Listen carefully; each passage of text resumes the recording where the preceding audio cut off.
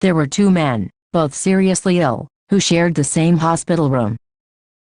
One man got a seat next to the room's only window. The man was also allowed to sit up in his bed for an hour each afternoon to help him drain fluids from his lungs.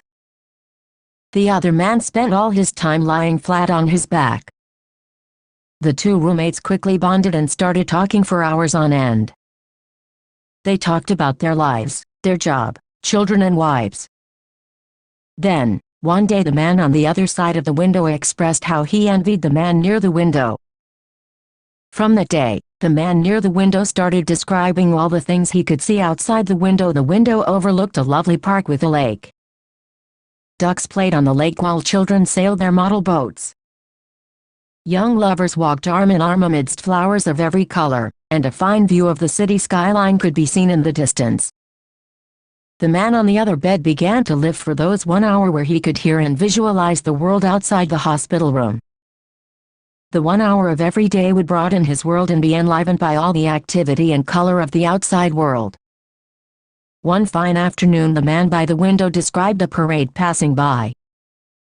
Although the other man could not hear the band, he could visualize it as vividly described by the man by the window. Days and weeks passed by. One morning, a nurse arrived to examine the condition of the two patients. She found the lifeless body of the man by the window. The man had peacefully embraced his death in his sleep. The nurse sadly called the hospital attendants to take the body away. The other man grieved the death of his roommate. But, as the day passed, he started missing how his roommate described the view out of the window. In the hope of having a peek out of the window and the beautiful world outside, the other man asked if he could be moved next to the window. The nurse happily made the switch. As soon as he was comfortable in his new bed, the man slowly and painfully propped himself to take his first look at the world outside. The nurse delightfully watched as the man attempted to sit on the bed after weeks. But as he strained to turn to look out of the window beside him slowly, he was stunned to see a blank wall outside the window. The agitated man asked the nurse what could have made his roommate lie about the view outside the window. "There is nothing to see from here." Where are all the wonderful things he saw? He described everything so vividly. Is this a new and recent wall?